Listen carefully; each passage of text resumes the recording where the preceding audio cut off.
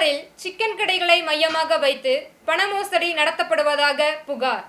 பண மோசடியில் இருந்து சிக்கன் கடை உரிமையாளர் அதிர்ஷ்டவசமாக தப்பித்தார். சம்பவத்தை குறித்து மூணார் காவல் நிலையத்தில் புகார் கொடுக்கப்பட்டுள்ளது. 8 கிலோ கோழி இறைச்சி வேண்டுமென்று மூணாறில் சிக்கன் கடைக்கு ஒரு கால் வந்துள்ளது. மூணாறில் ஒரு மருத்துவமனையில் உள்ள மருத்துவர் என்றும் அறிமுகமாகி இந்த நபர் பேசத் தொடங்கியுள்ளார். இங்கிலீஷ், ஹிந்தி மொழிகளில் பேசியுள்ளார். வாங்கிய இறைச்சிக்கு 1160 ரூபாய் விலை தெரிவிக்கப்பட்டது. சிறிது நேரத்தில் மீண்டும் கடையின் உரிமையாளருக்கு போன் கால் வந்துள்ளது. 21,160 ரூபாய் தெரியாமல் கடையின் உரிமையாளரின் அக்கௌண்ட்டுக்கு போட்டுள்ளதாகவும் 20,000 ரூபாய் திரும்ப போட வேண்டும் என்றும் கேட்டுக்கொள்ளப்பட்டது. சாட்சியாக பணம் போட்டதற்கான ஸ்கிரீன்ஷாட்டும் கடையின் உரிமையாளர் அனுப்பியுள்ளார். ஆனால் கடையின் உரிமையாளர் பரிசோதித்ததிலிருந்து பணம் வரவில்லை என்றும் தெரிய வந்தது. இதோடு பணம் கொடுக்க முடியாது என்று போன் വഴിயாக കടயின் ഉരിമയാളർ தெரிவித்துள்ளார். ഹൈറേഞ്ച് ഹോസ്പിറ്റലിൽ നിന്നാണ് പറയുന്നത്. അപ്പം അവിടുത്തെ ഡോക്ടറാണ്, ഹൈറേഞ്ച് ഹോസ്പിറ്റലിലെ ഡോക്ടറാണെന്ന് പറഞ്ഞുകൊണ്ടാണ്. അപ്പം നിസ്സാരമല്ല, ഈ മൂന്നാറിനെ കുറിച്ച് വ്യക്തമായ ധാരണയുള്ളവരാണ്.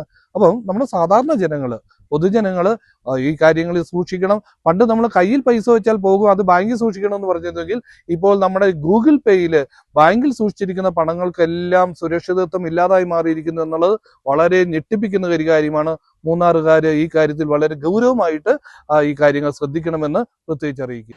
ഓൺലൈൻ മോசடி குறித்து ജാഗ്രത വേണ്ടുമെന്ന് മൂന്നാർ കാവൽ നിലയത്തിൽ தெரிவிக்கப்பட்டது. വീണ്ടും അറിയാതെ പൈസ കൂടുതൽ അയച്ചിട്ടുണ്ടെന്ന് പറഞ്ഞ് തിരിച്ചയച്ചു കൊടുക്കണമെന്ന് ആവശ്യപ്പെടുകയാണ്. ബുദ്ധിമാനായ ആ കട നടത്തുന്ന അയാൾ മനസ്സിലാക്കിയത് കൊണ്ട് തട്ടിപ്പിന് ഇരയായില്ല. ഒരു തട്ടിപ്പ് ശ്രമം മാത്രമാണ് ഇവിടെ സംഭവിച്ചിട്ടുള്ളത്.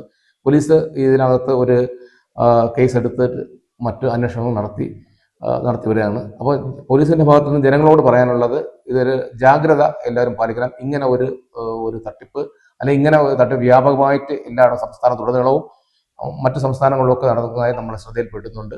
അതുകൊണ്ട് ജനങ്ങളും വ്യാപാരികളും, പ്രത്യേകിച്ച് വ്യാപാരികൾ, ഒരു ജാഗ്രത പാലിക്കണമെന്ന് ആണ് എനിക്ക് അറിയിക്കാനുള്ളത്. ஸ்கிரீன்ஷாட்டை பார்த்து பணம் திரும்ப அனுப்பாமல் பரிசோதித்து பணம் கொடுப்பதற்கான கடையின் உரிமையாளரின் நடவடிக்கையின் மூலம் இவருக்கு பணம் நஷ்டமாகாமல் போனது. சம்பவத்தின் கடையின் உரிமையாளர் மூணார் காவல் நிலையத்தில் புகார் கொடுத்துள்ளார். News bureau, Munnar.